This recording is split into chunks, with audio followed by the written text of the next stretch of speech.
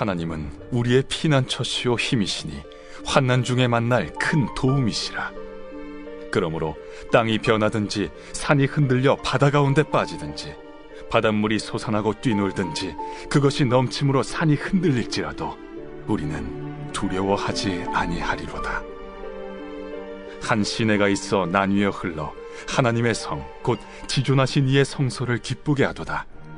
하나님이 그 성 중에 계심에 성이 흔들리지 아니할 것이라.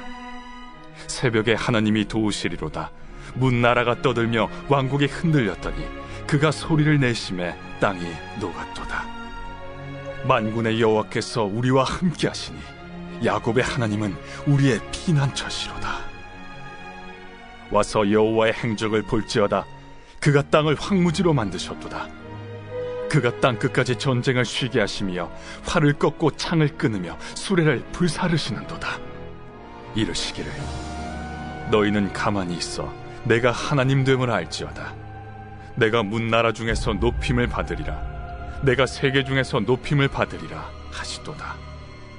만군의 여호와께서 우리와 함께 하시니 야곱의 하나님은 우리의 피난처시로다. 오늘 예배 자리에 나오신 여러분 한 사람 한 사람을 주님의 이름으로 사랑하고 축복합니다. 주의 은혜가 여러분 가운데 항상 가득한 삶 되시길 간절히 소망해 봅니다. 여러분들이 옆분들과 한번 인사하셨으면 좋겠어요. 어려운 시절이지만 우리들이 항상 주님의 은혜로 사랑하며 삽시다. 여러분들 인사해 보시기 바랍니다. 주님의 은혜로 사랑하며 삽시다. 제가 어렸을 때 보면 참 좋은 곳을 많이 가고 싶어 하는 것이 있어요. 그래서 방학 때가 되면 서울에 계신 외삼촌 댁이나 아니면 수원에 있는 이런 도시에 있는 친척분들을 이제 방문한 적이 있습니다. 형이랑 가면 항상 서울의 좋은 것을 보여주시고 또 맛있는 것을 또 사주시는 그런 기억이 아직도 이제 기억이 나고 아직도 참 그것을 잊지 못하는 것을 생각해 봅니다. 참 어렸을 때 이런 좀 쉬고 싶은 것, 더 좋은 것, 늘 보고 싶은 곳에 가고 싶은 마음들이 다 누구에게나 있는 것 아니겠습니까? 참 또 가고 싶고 또 방학 때가 되면 언제 가나 그런 생각을 많이 했었죠. 아주 편안하고 좋은 시간이었던 것으로 기억됩니다. 사람들은 누구나 다 외롭고 힘들 때 또 지치거나 힘들 때 어디든지 자기만의 피난처를 찾고 싶어 해요. 어디 좀 가고 싶다, 어디 좀 쉬고 싶다 이런 마음들이 다 누구나 들지 않을까 생각해 봅니다. 요즘 이 시국이 우리가 어디를 가는 게 참 불안하고 어지러운 시절이지만 분명히 이 모든 것이 지나가서 우리들이 참된 소망을 누리게 될 때가 다가올 줄로 믿습니다. 그렇다면 우리들은 어떤 곳에서 참된 소망과 참된 피난처를 찾아야 할까?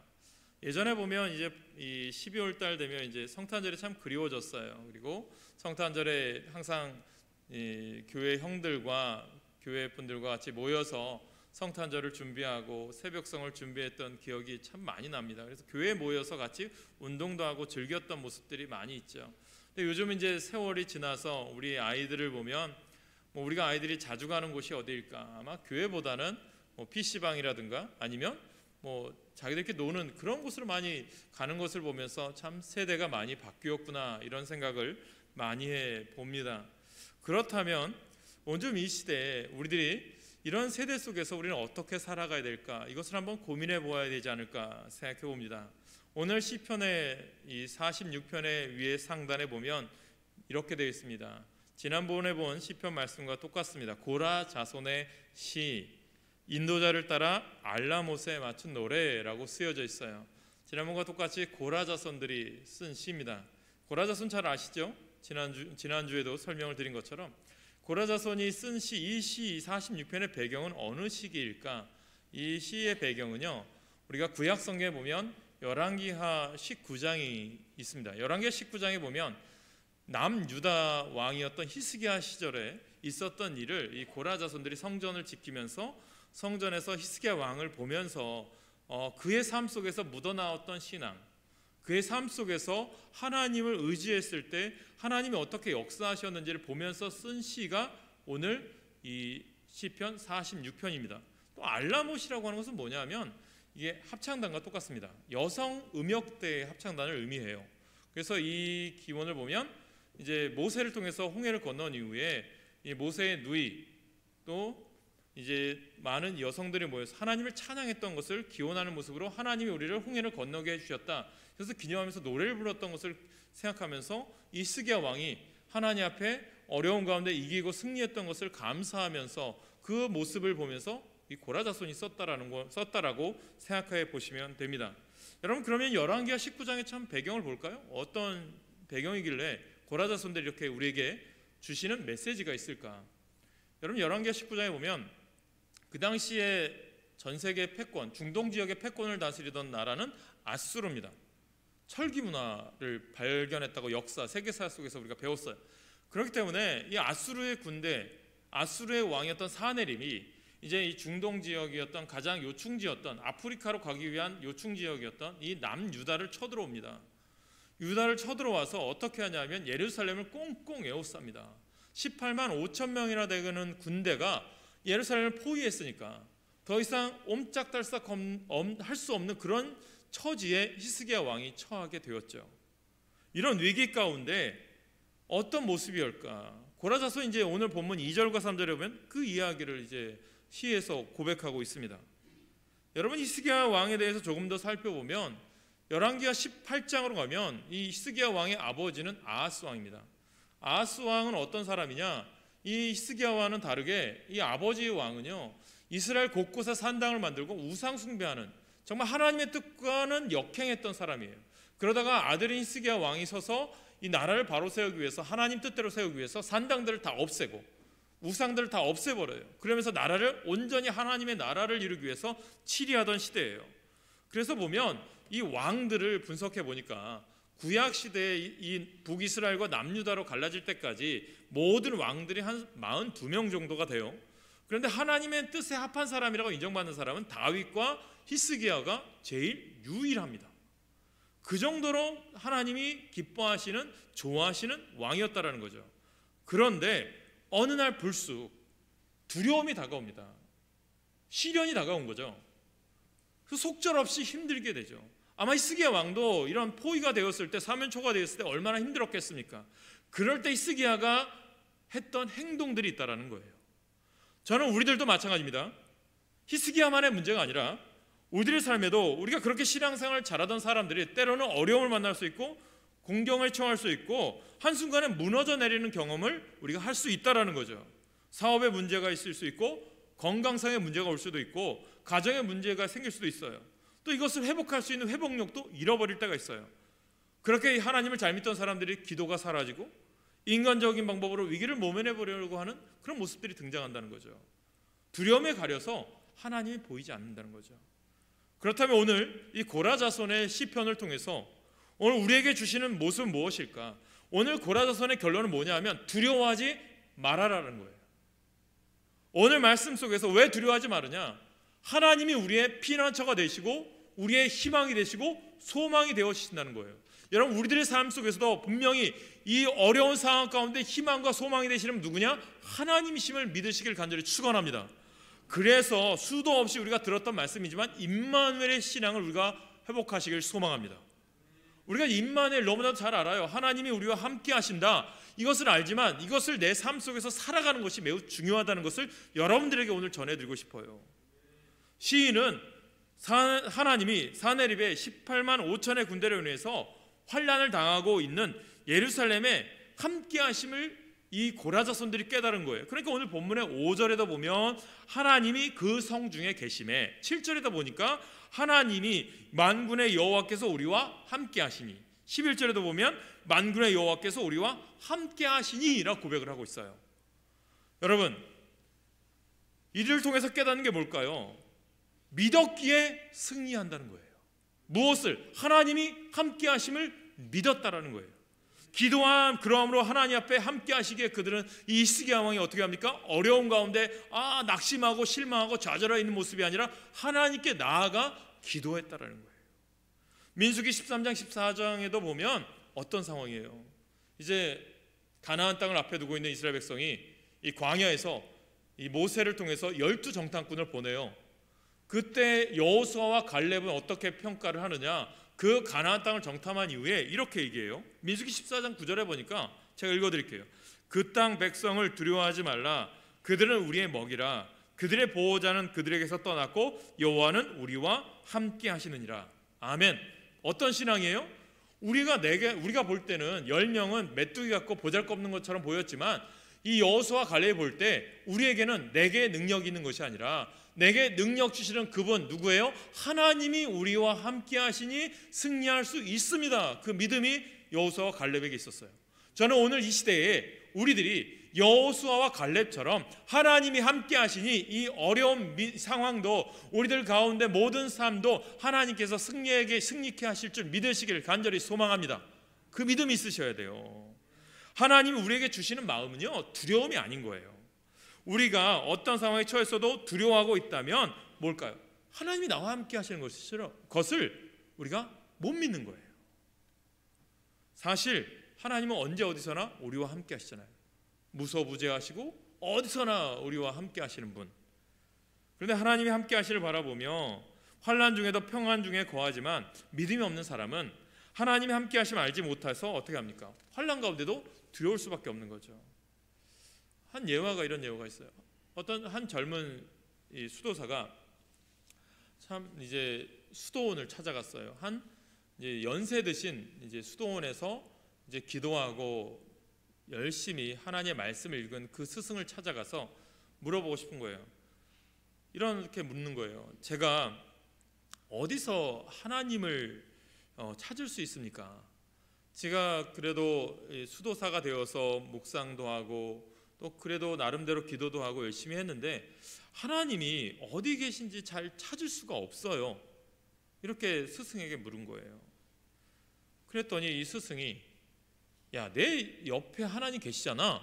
이렇게 대답하는 거예요. 그랬더니 이 젊은 수도사가 두리번 쳐다봐도 하나님 안 계신데요. 하나님 없어요. 스승이 이제 한 예화를 얘기해요. 야, 술 취한 사람이 있는데 술 취한 사람이 왜 자기 집을 못 찾아 갈팡질팡하고 헤매는 줄 아니? 이렇게 질문을 해요. 대답이 없었죠. 스승이 다시 대답을 합니다. 무엇이 너를 취하게 했는지 찾아보면 된단다.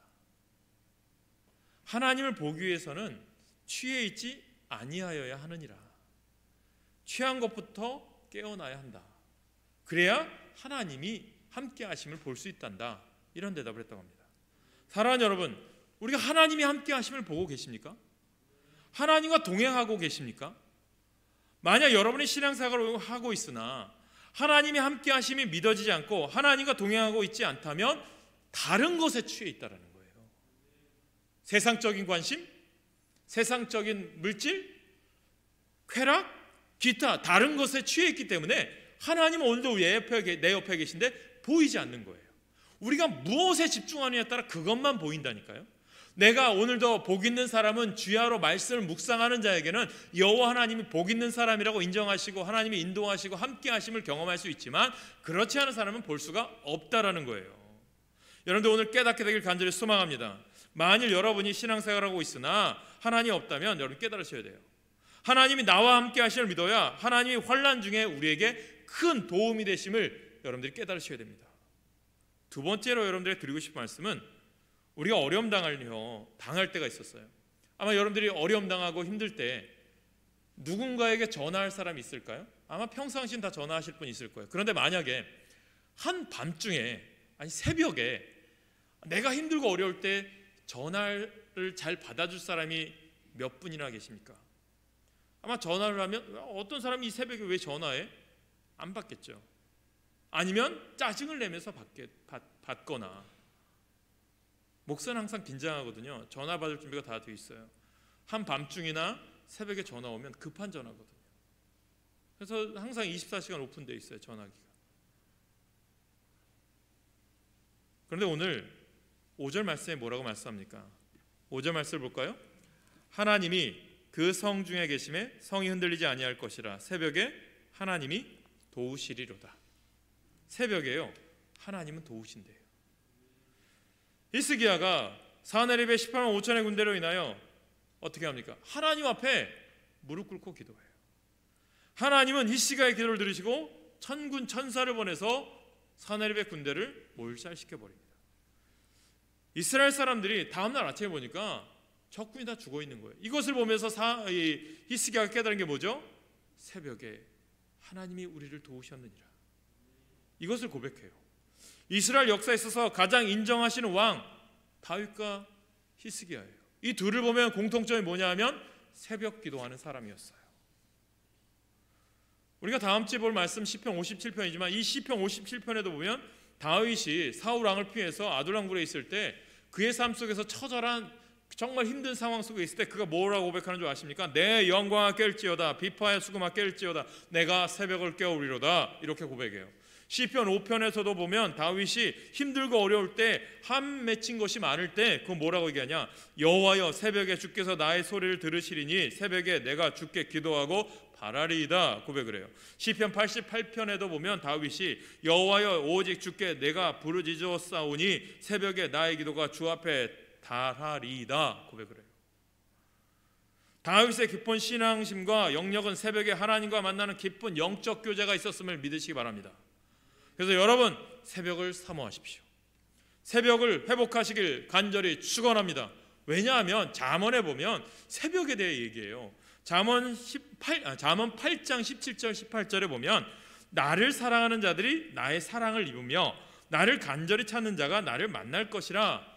그 다음에 복에 대한 이야기죠. 부귀가 내게 있고 장구한 재물과 공의도 그러하니라.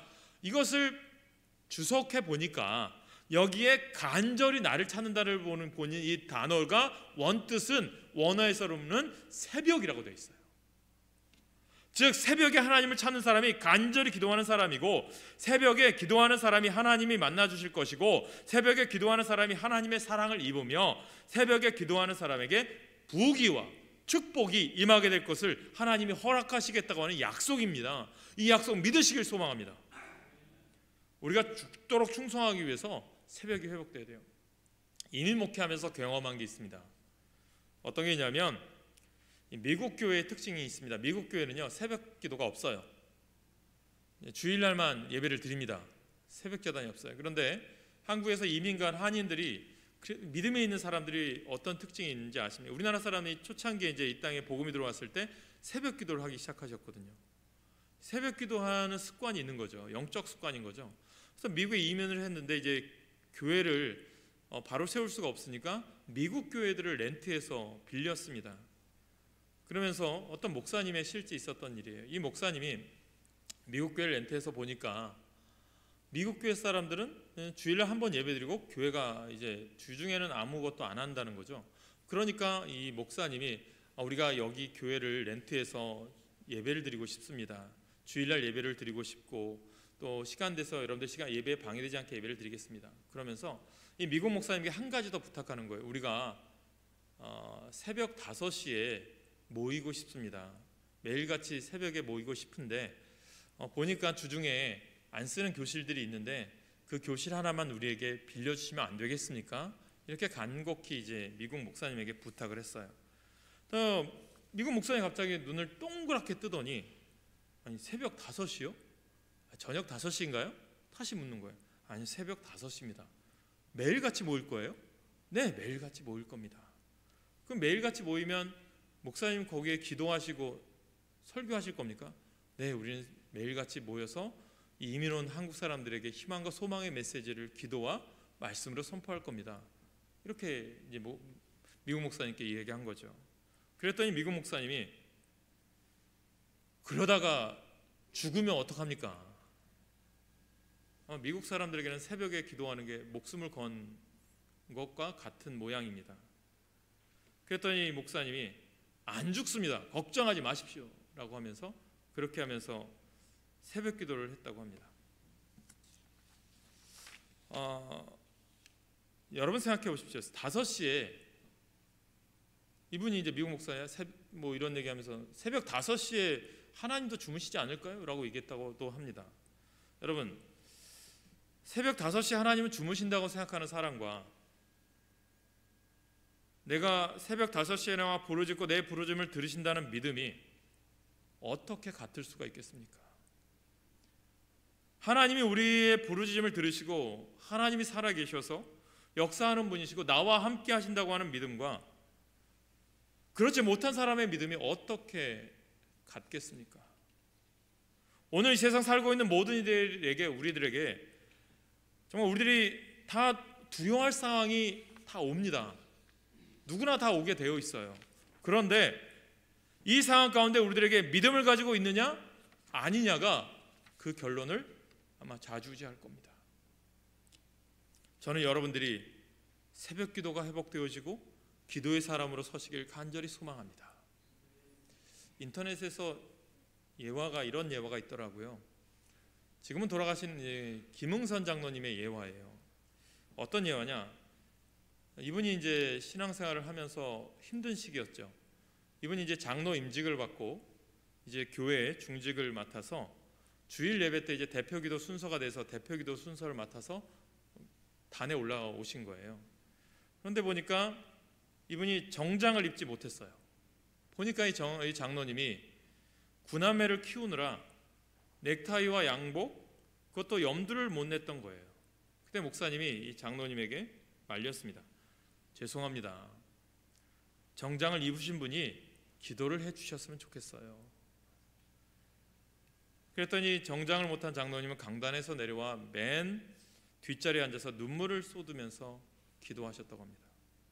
보통 사람 같으면 시험 들 텐데 이분은 그래도 목사님 말씀에 순종합니다.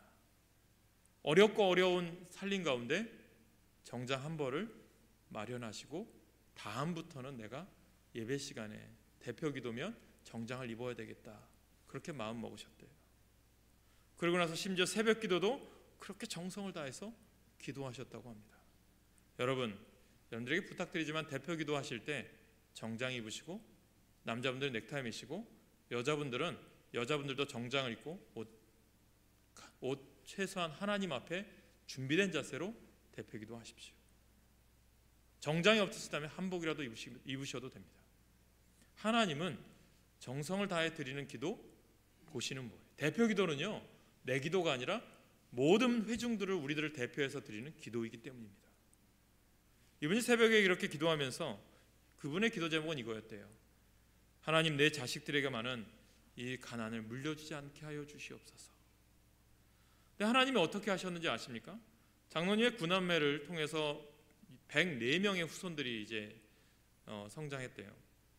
그 믿음의 후손들을 보니까 첫째는 순천에 있는 고등학교 교장이 됐고, 둘째는 육군 대령으로 전역을 했고, 셋째는 대기업 사장이 되었고, 넷째는 국회의원을 2번이나 지냈고, 다섯째는 장관을 지냈고, 4명의 딸과 사위도 교회의 귀하게 사명을 감당하는 중직자가 되었다고 합니다. 김응선 장로님은 정성을 다하는 새벽 기도로 구남매를 키워 신앙의 명문 가문을 이루었습니다. 저는 우리 교회 모든 성도 가정이 신앙의 명문 가정이 되었으면 좋겠습니다. 세 번째는요, 하나님의 말씀을 붙드십시오. 6절을 보니까 문 나라가 떠들며 왕국이 흔들렸더니 라고 말씀하시는데, 이 말씀은 열방들이 파도처럼 요동하고 흔들리는 것을 말하죠. 그러니까 이 아수르의 군대가 쳐들어오니까 얼마나 힘들었겠습니까? 정말 싸우는 거죠. 그런 상황인 거죠. 그런데 6절을 계속해서 나오는 말씀 보면 그가 소리를 내심에 땅이 녹았도다라고 말씀해요. 아수르가 유다를 공격하는데 그때 하나님이 말씀을 하신 거예요. 그 땅이 녹았다는 것은 그 요동치고 흔들리는 당시 상황이 하나님의 말씀으로 다 끝났다, 종료됐다. 8절에 보면 그가 땅을 황무지로 만드셨도다 라고 말씀하잖아요. 이 말은 예루살렘 포위되고 있던 사내립의 18만 5천의 군대를 하나님의 말씀으로 승리케 하셨다라는 고백이에요. 하나님의 소리, 즉 하나님의 말씀으로 이기게 하셨음을 믿으시기 바랍니다. 그래서 시편 46편을 가장 좋아하는 사람이 누구냐 하면 종교개혁자인 마틴 루터예요. 루터가 정말 하나님의 복음으로 이 카톨릭이 다시 회복하기 위해서 오직 믿음으로 오직 은혜로 하나님 앞에 다 바로 섭시다, 오직 성경으로 돌아갑시다 라고 하면서 종교개혁을 일으켰잖아요. 그러다 보니까 많은 어려움 당해요. 고난을 당해요. 그래서 한 번은 황제와 정말 이 교황들이 이 보름수 회의에 이 루터를 불러서 너 다시는 그런 말 하지 마, 너 그러면 죽일 거야 라고 하는 협박을 합니다. 그때 루터가 뭐라고 고백하는 줄 아십니까? 나의 양심은 하나님 말씀의 포로가 되었습니다. 나는 내가 어떠한 주장하는 것도 철회할 수 없고 여러분들이 원하는 거 하지 않습니다. 나는 하나님 말씀대로 행할 것입니다. 그러면서 하나님 앞에 기도하죠. 하나님, 제가 여기 섰으니 하나님 도와주시옵소서. 그때 그 힘들고 어려울 때 힘 얻었던 말씀이 시편 46편이라는 것입니다. 저는 여러분들이 이 시편 46편으로 힘을 얻기를 간절히 축원합니다. 그래서 루터가 이 힘을 얻고 찬양을 한 게 585장 내주는 강한 성이요 방패와 병기 되시니. 여러분 가운데 주님이 성이 되어주시고 방패와 병기 되어주심을 믿으시길 소망합니다. 사랑하는 여러분, 하나님의 말씀을 붙잡는 것이 우리에게 이렇게 큰 힘이 되는 거예요. 하나님은 말씀을 붙잡는 자에게 도움이 되신다니까요. 그러나 말씀을 붙잡는 것은 상당히 어려운 일일 수도 있어요. 이런 예화가 있더라고요. 한 나무꾼이 깊은 산길을 걸어서 나무하다가 잘못해서 미끄러져 가지고 벼랑 끝에 매달리게 된 거예요. 나무 하나 잡고 매달렸어요. 그래서 간곡히 사람 살려, 사람 살려 외쳤죠. 근데 아무도 대답이 없는 거예요. 더 큰 소리로 외친 거, 살려주십시오, 살려주십시오. 그때 다시 마지막엔 안 되니까 하나님 살아계시다면 나 좀 살려주세요. 그렇게 외쳤어요. 근데 하나님의 음성이 들렸어요. 야, 내가 너를 살려줄 텐데 네가 잡고 있는 그 잡은 거 내려놓, 손 띄면 내가 밑에서 너 살려줄 거야. 그런 대답이 들더래요. 근데 나무꾼이 뭐라고 하는지 아세요? 저기요, 거기 하나님 말고 다른 사람 좀 없어요? 그렇게 외쳤대요. 뭡니까? 내 삶을 내가 컨트롤하지 않겠다고 하는 믿음의 고백이 있으셔야 돼요. 이것이 하나님 붙잡는 거예요. 그때 하나님을 만날 수 있고 볼 수 있습니다. 우리를 깨닫는 게 오늘 10절에 보니까 너희는 가만히 있어 내가 하나님됨을 알지어다 라고 말씀해요. 가만히 있어라는 말을 분석해 보니까 그만두다, 멈추다. 즉 뭡니까? 헛된 노력을 멈춰라. 너의 노력을 멈춰라. 가만히 있으라는 것은 아무 일도 하지 말라는 말이 아니라 하나님으로부터 떨어지지 말아라. 하나님으로 독립되어 스스로 일하지 말아라. 이거예요. 우리는 하나님의 힘으로 살기보다는 내 힘으로, 내 능력으로 스스로의 힘으로 할 때가 너무 많잖아요. 우리는 스스로의 힘을 빼셔야 돼요. 여러분 깨닫는 게 뭐냐면 물에 빠진 사람을 구조하는데 구조사들이 항상 해야 될 일이 있대요. 물에 빠진 사람을 구조할 때 바로 이제 들어가서 구조하기보다는 어떻게 하냐면 그 사람이 좀 힘들고 좀 기운이 다 빠졌을 때 그 순간에 들어가서 그 사람을 건져온대요. 왜냐하면 그 사람이 살려고 막 발버둥 치고 손 막 이렇게 하다 보면 이게 옆에 누가 구조하는 사람이 와서도 그 사람을 잡으려고 막 이렇게 하다가 보면 자기 힘 때문에 그 구조하러 온 사람까지 같이 빠져서 죽을 수 있다는 거예요. 그래서 여러분 우리가 뭐냐면 구조자 앞에서 물에 빠진 사람이 할 것은 아무것도 없어요. 그저 힘을 빼고 가만히 기다리면 됩니다. 이와 비슷한 말을 모세가 했어요. 홍해를 건널 때입니다. 홍해 앞에서 두려워하는 이스라엘 백성들에게 너희는 두려워하지 말고 가만히 서서 여호와께서 오늘 너희를 위하여 행하시는 구원을 보라. 당당히 말했습니다. 모세가 이런 말을 할 수 있었던 것은요, 자신의 삶 속에서 하나님을 체험했기 때문에 가능하죠. 모세가 태어났을 때 어떠했어요? 애굽에서 이스라엘의 모든 아들들을 죽이잖아요. 그때 모세도 죽을 수밖에 없었어요. 그래서 어쩔 수 없이 이제 요게벳과 모세의 아버지가 어떻게 합니까? 이제 갈대 상자에 모세를 담아서 나일강에 띄우죠. 그것을 미리암이 이제 계속 지켜보게 하죠. 근데 그 하나님께 맡겼더니 어떻게 됩니까? 애굽의 공주의 눈에 갈대 상자가 띄어서 모세가 애굽의 공주의 양자가 되어서 왕자가 됩니다. 그리고 나서 나중에는 모세를 유모로서 누가 가요? 요게벳 어머니가 가게 됩니다. 가만히 있어서 모세의 갈대 상자를 지켜본 것뿐이었죠. 모세의 부모가 두 손 놓고 가만히 서서 지켜보기를 시작했을 때 하나님이 치밀하게 일하셔서 모세를 세우시기 시작하신 거죠. 여기서 가만히 서 있다는 말은 주님을 믿고 그분에게 나를 맡긴다라는 것입니다. 그분에게 맡기는 것을 사해바다에 가보면 깨달을 수가 있어요. 사해바다에 꼭 성지순례 가면 가이드가 시키는 게 뭐냐면 수영을 시켜요. 그리고 꼭 수영을 시키면서 무엇을 하냐면 사해바다는 다른 바다와 다르게 염도가 세계에서 최고입니다. 33%의 염도가 있어요. 그래서 수영을 하되 가만히 그냥 수영 못하는 분들도 그냥 힘 빼고 누워만 있으면 물에 둥둥 뜹니다. 그렇게 얘기를 해요. 그런데 어떤 사람은 내가 뭐 그래도 빠질까 봐 걱정해서 막 헤우적거리면 사해바다에서도 사해호수에서도 못 뜨더라고요. 이 말은 무엇입니까? 맡길 때 뜰 수 있는 거죠. 하나님을 믿고 그분에게 우리의 모든 것을 맡길 때 세상의 바다에서 침몰하지 않고 뜨게 되어 있다라는 것입니다. 그런 사람에게 하나님이 큰 도움이 되실 거예요. 그 큰 도움이 바로 오늘날 우리의 하나님이십니다. 만약에 우리가 여행을 간다고 생각해 보세요. 뭐 비행기를 타고 간다고 생각해 보십시오. 그렇다면 어떻게 하겠습니까? 비행기 탔어요. 거기서 제가 해야 할 일은 없어요. 조종사에게 내 생명을 맡기는 겁니다. 그 안에서 주어진 임무를 완성하는 것은 제가 아니라 달나라에 가는 것은 또 비행기를 타는 것은 다 조종사의 몫이죠. 그래서 나는 어떻게 해야 합니까? 그냥 하나님 앞에서 내가 할 일이 있다면 그냥 거기서 내가 해야 할 일, 맡겨진 사명, 주어진 명령, 하나님 말씀대로 살아가는 것뿐입니다. 그리고 나서 하나님이 하실 부분에 대해서 조급해하거나 안달할 필요 없이 믿음으로 맡기고 그분이 하시는 일을 보면 됩니다.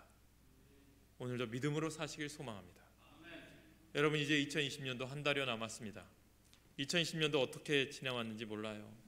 앞으로도 언제까지 이 질병이, 바이러스가, 전염병이 계속될지 모르지만 저는 분명히 믿습니다.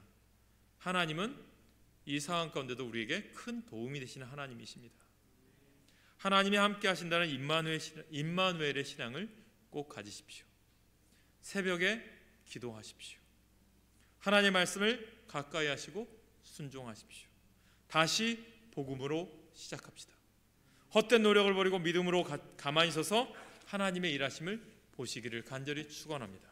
제자들이 풍랑을 만나고 힘들 때 예수님을 바라봤을 때 그 풍랑이 잔잔해지고 예수님을 믿었을 때 그에게 있던 모든 것들이 거쳐지고 잔잔한 호수를 만난 것처럼 분명히 오늘 우리 가운데도 잔잔한 호수를 만나게 하실 것을 믿고 여러분들이 있는 그곳에서 예배자로 살고 기도하는 자로 살고 하나님 말씀 전하는 자로 사셔서 승리하는 인생, 복된 인생이 되시기를 간절히 축원합니다. 기도하겠습니다.